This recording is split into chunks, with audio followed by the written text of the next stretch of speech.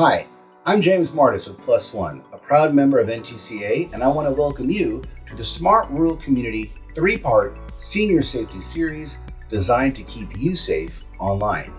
You can expect to learn how to create strong passwords, what to do if you experience a data breach, and how to recognize phishing attempts before they catch you. Whether you watch the videos individually or as a complete set, you'll discover helpful tips and tools presented in a practical and straightforward way to protect yourself confidently. Your guide to online safety is around the corner. Well, let's get into understanding phishing and how to spot it. And we can start off with a definition so we're all on the same page. Phishing is a type of online scam where attackers impersonate a legitimate organization or individual to steal our information, such as passwords, credit card numbers, social security numbers, etc. So this is a play on the word of phishing, right? You go fishing, you put some bait on a line, you cast it, you figure someone's going to bite. And that's what these bad actors are expecting as well. That if they send out enough emails, somebody's going to reply to it. Someone's going to click and engage with me, the bad actor, so that I can trick them into giving me access to their data or sending me money. Now, what we see here is a report put out every year by the FBI called the Elder Fraud Report. So for those, it covers those that are 60 years plus. And what this showed, at least in 2023, the most lucrative way for scammers to take advantage of this group were investment scams at over $1 billion. Now, again, keep in mind, this is only from what has been reported. So the amount of money and the number of people affected is actually much higher than this. This is just what's been reported. The second most lucrative way for hackers to take advantage of the elderly are tech support scams. And we're all familiar with these. The pop-up on our computer telling us that we have a virus, call this number to have it resolved for a problem that we actually don't have. And in the process, we pay them for this service that we don't need, or we give them access to our bank account without realizing it, and they empty out our bank account while they're supposedly helping us. Business email scams, where maybe the business is saying you need to update your password. In the process, we're actually giving them our password, which is unfortunate. Confidence and romance scams, which we've also covered in other sessions in this series, and government impersonation scams, like an IRS notification that you are late on your taxes, and if you don't pay something today, you're going to even incur a higher financial penalty, or we're about to send the cops to your house because you're so delinquent with your tax payments. Something that tricks us into thinking we need to give them something today to avoid a bigger problem. Now, there are a couple examples I want to set this up with before I get into really how to identify phishing or attacks that are trying to trick us. And here's an example of an email from a financial institution. So imagine that I received this email right here. So instead of coming in, Dear James or Dear Mr. Martis, it's coming in, Dear Customer. Now, can a legitimate institution do that? They can. But is that normally what you would expect from your bank? I would say probably not. It's also missing some punctuation. Now again, do people make mistakes? Of course they do. But this should already make our spidey senses increase. Maybe the hair on the back of our neck rise a little bit to let us think this might be something that's fishy and not something I should click on or trust the number it tells me to call. But it also tells me to re-update my account information. Re-update, that's not the way we normally speak, right? That's an unusual way to say to update. I mean, what's the difference between updating and re-updating? It's a weird use of the word or the weird use of the English language. That should also let us know that maybe this is nefarious. Now, I could go on, but the point is, this is how we identify phishing, is by looking at these different things that set off our mind to say, this doesn't seem right. This doesn't seem legitimate. Of course, people can make mistakes. There are a little too many mistakes.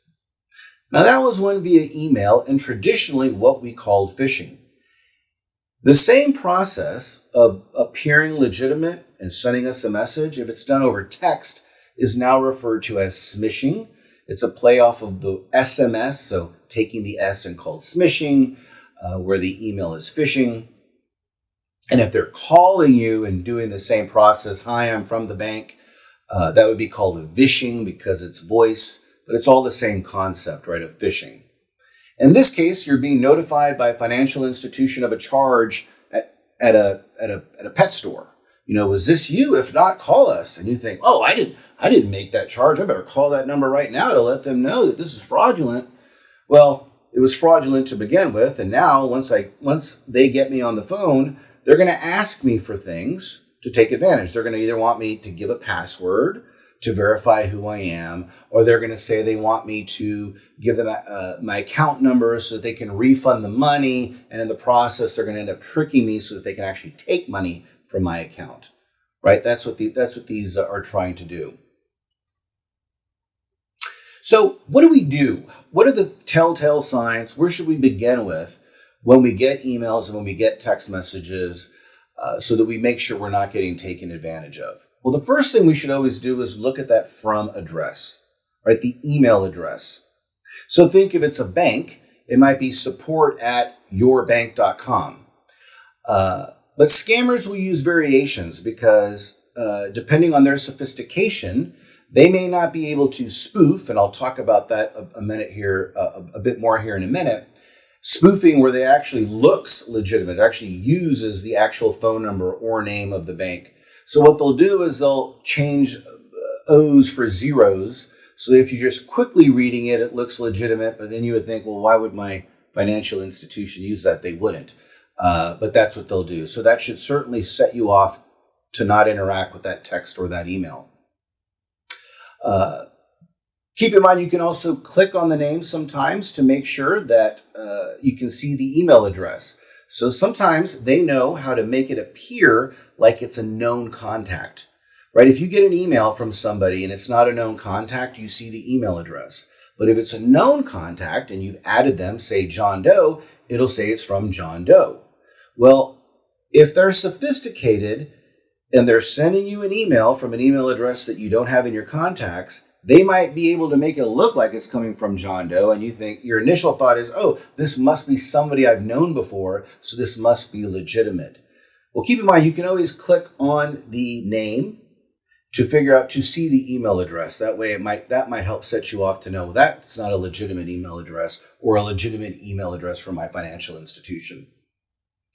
Another is to never click on a link directly. So if you get an email on your desktop or on your computer, you can use your mouse to just hover over that link, that hot link or magic link or hyperlink, however it is you refer to it.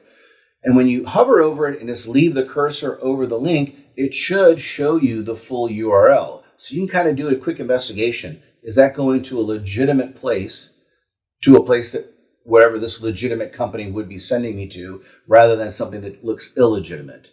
Now, if you're using, say, your smartphone or a tablet and you don't have a mouse, what you do is you long press. So if you click the link and then hold down, don't deselect it, then it should also show you that URL. Then when you release, it doesn't take you there unless you just do the tap. So you should be able to just long press to see that full URL to figure out if it looks legitimate or not. Now keep in mind, some of these tips require you to use your judgment, right? All I can do is give you ways that they try to trick us. Ultimately, it's up to us to try to figure out if we're getting tricked. Other red flags, though, in combination of these, are urgent or threatening language, kind of like act now or you'll be suspended, or act now or final notice, or you're going to be cut off today, or you're about to receive a much greater penalty, or you're about to be arrested. All of these kinds of language or threatening language should be a red flag for us. Obviously, sometimes there might be an emergency that day, but it's unlikely that that's what your bank is going to be telling you. I've already covered everything from poor grammar to spelling errors to awkward phrasing. That should all tip us off that something looks a little fishy here. And I probably shouldn't be clicking on things or calling the number that's provided in that text or that email if there's grammar, spelling errors, or awkward phrasing. Unsolicited attachments. This is very common. You'll just receive an email with something titled invoice.pdf, or here's a photo, or here's a movie to watch. And what they want us to do is to access that document. Sometimes just the act of accessing that attachment installs a virus or installs malware onto our device. Or it's just a further way to trick us so that we call the number in that attachment or believe that they're legitimate. So, think about it. If you didn't request an invoice from somebody, or you wouldn't be getting an invoice from somebody, you probably shouldn't be clicking that attachment. And the last point, another red flag, direct requests for sensitive information. Your financial institution is never going to ask you to text them your password. They're never going to ask you to give that password over the phone. They shouldn't be asking for your social security number, even though sometimes they do, but you shouldn't be required to give that. So anytime that you're required to give this over the phone or in a form, you want to make sure that everything looks legitimate, right? So if it is a financial institution, that domain is for your bank and not potentially someone impersonating your bank. Some best practices to help you in this process, and we hear about it all the time, and that is, and I've said this before in the series, keep all of your software up to date, whether it's on your devices or your computers or your laptops. You want to make sure that the operating systems are up to date. They are not perfect, and they have updates. Sometimes there are backdoors into the operating system, and they get corrected with updates. That's why we want to keep our software up to date. But you also want to have an antivirus program that can also scan your device to make sure that nothing nefarious is on there, and to continually check for malware. That's the bad software that we ultimately unintentionally install when we're clicking on things that we shouldn't be. You also want to enable spam filters for your email providers. Hopefully, we're mostly all familiar with this. That's the junk folder or the spam folder. We know that sometimes legitimate things get put in the junk folder and spam folder. But this is just an effort by our email providers to help us have an inbox and have a separate box of this might be nefarious content. A lot of times it's just that spammy email. Technically legitimate emails, just the stuff that we don't want to see every day. But in there will be nefarious things. When you identify that, if you're checking out your spam or junk folder, you should press the button with the email provider of saying this was a phishing attempt or this was junk. Let them know so that they also get better at identifying to protect us all. That's how we're all going to do better to protect each other.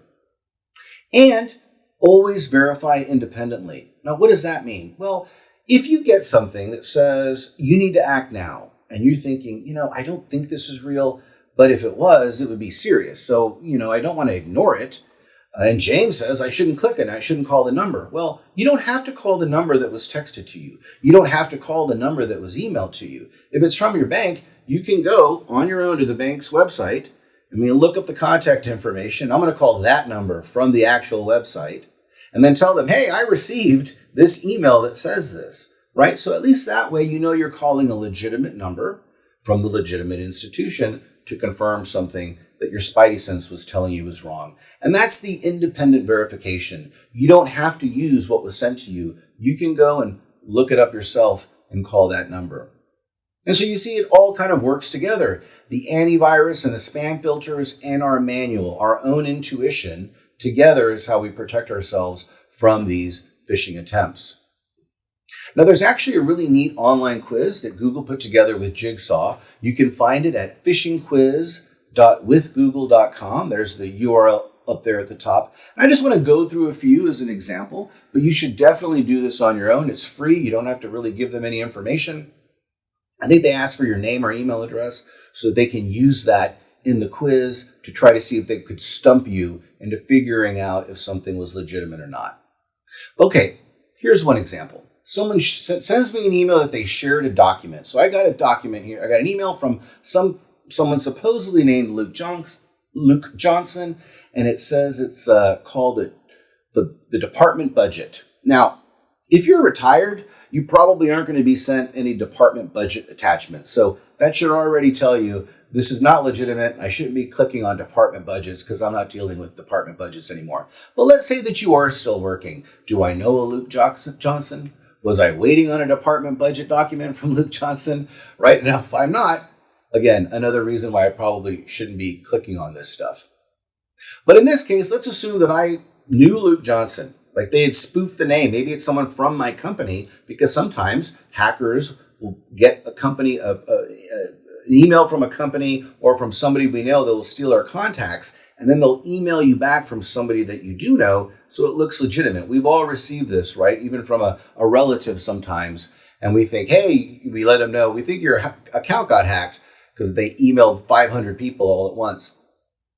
Well, in this case, if you were to hover over the link address, it's not a legitimate URL, right? And so that's just a way of figuring out that, and a way to test to make sure that you don't click on something, that you hover over it first to make sure that that URL looks legitimate. Another is, don't give up your credentials. So in this case, you get another phishing attempt. It's an email coming purportedly from PayPal. And man, does this look legitimate, right? They've got the logo, it's formatted nicely. They even have at the very bottom, don't recognize this invoice. It's like a warning, like don't be clicking on things that you didn't ask for. Well, that's good advice, PayPal. So this really looks legitimate, right? And what does it say? Oh man, there was a charge. Well, I didn't make that charge, so I better click on this, right? And that's what they're trying to do. And so in this case, these phishers are hoping that you'll call this number, but in this case, this is not a legitimate number. So they did a really good job here in trying to trick you, trying to trick me, right? The only way you would know is if you had looked up whether or not this was actually one of PayPal's customer support numbers. Time to upgrade. So here's Dropbox, a service if you're not familiar with Dropbox, where we can keep our files, upload our pictures and documents. And it's time for me to upgrade. It's no longer syncing correctly. New files have been added, won't be accessible. It's time to upgrade. I need to get more storage, right? And click here to upgrade. I got to pay a little bit more to get more storage. Is this legitimate? It doesn't have my name, but it says it's from Dropbox. Well, this actually is a legitimate email. It actually is from Dropbox. And if you hover over the blue box, again, you'll see this if you're doing the quiz live, you'll notice that it actually goes to Dropbox's website. So this is a legitimate one. And I'm showing it to you because even though it doesn't have my name, right, it just says hi, comma, it doesn't say hi, James, or hi, Mr. Martis. This is, in fact, a legitimate one. That's why they're not always illegitimate, and we have to use some of our own judgment here. Now, I also mentioned we get these via text. So here's an example. On the first screen, notice, if I had your phone out, you'll notice you get a verification code from Google. And then the second text message is, did you request a password change? Now, so the second screen is the text message say, did you request a password reset? If so, please ignore, otherwise respond with cancel plus the verification code, right? And then the other text message, the verification code. Now, that's not how verification code works, right? If you've turned on multi-factor authentication or 2FA, you're going to enter that code into the application. You've entered your username and password, or your password manager has done that, as we've discussed in the password session of this series. And then if you turned on MFA, you'll get a code that you would then enter, right? That code. You don't text the code back to a separate number, right? That would be weird. And that's why you shouldn't do that, because what they're trying to do is to get the code from the account that they're trying to hack into, and they want you to send you the code that they need. Here I'm getting a notification from Netflix. It says your account is on hold. And this is unfortunate. I mean, I want to Netflix and chill tonight. I don't want my Netflix account to be on hold. What do I got to do to fix this, right? And it says to recover your account immediately, click here. All right. Now, does this look legitimate? Well, let's look at that. Who is it from? It says Netflix at and a bunch of gobbledygook at the top. That does not look legitimate. Now, is it possible that Netflix has a weird address? I guess, but that should still set off your spidey senses or the hair on the back of your neck to say this probably is not legitimate. Now, let's look at that domain a little bit more closely. Notice it doesn't end in netflix.com. It actually ends in onlinehome.us. What they've done is they have purchased the domain onlinehome.us and then added the subdomain, which they can create any subdomain they want. They could use jamesmartis.onlinehome.us without my permission. They can create any subdomain they want. But if you're just looking at it quickly, you might think, oh, it is netflix.com, so I can click on that. That should be safe. No, it's the very last part of the URL that matters, that should tell you who it is or who owns it. And in this case, because it doesn't end in Netflix.com, should tell you this is not something I should click. Now, again, imagine you got this and you just weren't sure. You're like, James, well, what do I do if I'm not sure? Well, what I said was, well, you can always open up your Netflix app. Does it work properly? Open your Netflix app up and go into the account section. Is it asking you to update any information? Go to your desktop, go to Netflix.com and log in. Are there any issues or problems? Do you see what I'm saying? That's an independent verification. You don't have to do what it tells you to do. You can do it the way you want to do it, and thereby avoiding a mistake. Oh, I love this one, a free phone. These things cost so much money, right? I mean, we're spending $1,000 each one every time we buy them now. So if somebody was offering you a free phone or telling you you were a finalist for a free phone, you might be compelled to click on it, or at least talk to you. I mean, I'll sign up. I'll do that. But again, these are tricks. Getting us to click can install malware. Getting us to click can get us to get on the phone to them. Somebody convinces us to give our credentials to them. This is why we don't want to do these things. But again, we're taking the quiz. So we're getting an offer here for a free phone. And in this case, it's just schedule a phone call. Should you click it? Should you accept it? As the quiz shows us, it says, be very careful when offers are too good to be true. I think we've all experienced two offers that are too good to be true. As we get older, we get a little bit wiser to this, recognizing that if it's too good to be true, it's too good to be true. So that should be, point number one, the red flag that maybe I shouldn't be clicking on anything here. But this is also pretty tricky because you'll notice who it comes from. Again, it says it's coming from someone. So it looks as if though it's legitimate, right? Because it's a real name. It's not just a random email address with a bunch of, bizarre numbers or letters that we're not familiar with. It is actually a person. And again, this might make us think it's legitimate, but in reality, it's not, because they've been able to spoof someone's name in the who field. And last but not least, we tend to get a lot more text messages. I'm sure the smishing is going to only increase over time as we're all using cellular phones and we're using text messages, and we expect to get text messages now for notifications. So in this case, you're getting a UPS alert. Is this legitimate? So it says, hey, a package from the Google store is arriving via UPS today. Are you home? Should we leave it with a neighbor? Click here. Deliver on another day? Click here. So you think, oh man, well, I don't want something that's of value just sitting out on my porch. There's so many porch pirates. Let me really look at this domain here, ups.com. It looks legitimate. Well, except for the fact that I didn't order anything from the Google store. And I happen to be a Mac house, and so nobody would be ordering anything from the Google store at my house. So this probably is not legitimate, right? That might be one thing that you can tell yourself. If you didn't order something from the store, and nobody would have from your home ordered from that store, you probably shouldn't be clicking on any of those links. But as I said, those URLs look legitimate. So somebody might think, I'll click on this. But in reality, you should use your common sense to say, I didn't purchase anything from here. I should expect that this is not a legitimate attempt. Now, should we get something that comes into us that we recognize as spam or recognize as junk, increasingly our phone will offer this option at the bottom of that text where it'll say report as junk. And you should do that because we want to get our providers to get better at recognizing these nefarious campaigns, and we can all do it together by doing that. But if it doesn't even recognize it itself as something that it thinks might be fishy, you can always forward it to what's called spam at 7726. Essentially, all the providers will accept this. So if you forward it to 7726, that'll help whatever carrier you're using better identify when these attempts are being sent to all of us on that network. And here's kind of a tip that I love to give because it's certainly one that I do.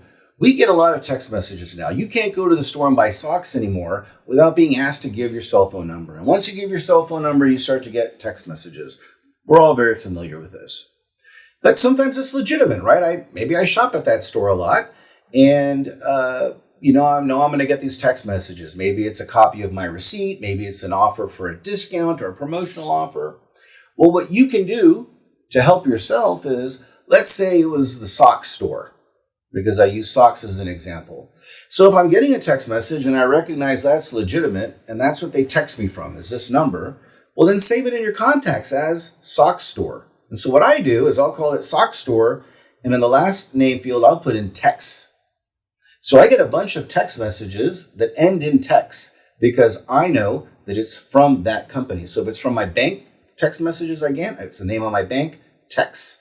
If it's from the pet store I go to, it's the name of the pet store, text, right? So that way when they come through, I know I've already saved that texted number in my contacts to know it's legitimate. And it makes it a lot easier on me. That way when it comes in from something I don't have saved, it already lets me know, is this legitimate or not? And I'm sure this will help you because I recognize how many texts we're getting today. So as we come to an end, final best practices, make account check-ins a habit. That means just logging into your bank account. If you have an investment account that, let's say you're not really looking at very often, maybe at least once a month, log in to make sure that there's nothing happening on there that you're not aware of. Look over those transactions and set up alerts. We've mentioned this throughout the series. There are things we can do to protect ourselves. Having stronger passwords, a password manager, using a multi-factor authentication, right? Getting that second factor coming in, which might be a texted code. But you can also set up alerts, right? Whether it's with have I been pwned or with your bank to say, if something happens, notify me of that happening, right? That way you can at least, it's reactive, but you can at least stay on top of any fraudulent activity as soon as it occurs. That's a wrap on this session of the Smart Rural Community 3-part Senior Safety Series. We hope you enjoyed learning about these tips and tools to keep you safe online. We would also like to thank our promotional partner, Calix, for their support of the series and the Smart Rural Community Program. To learn more, please visit smartruralcommunity.org/senior safety. See you next time and stay safe.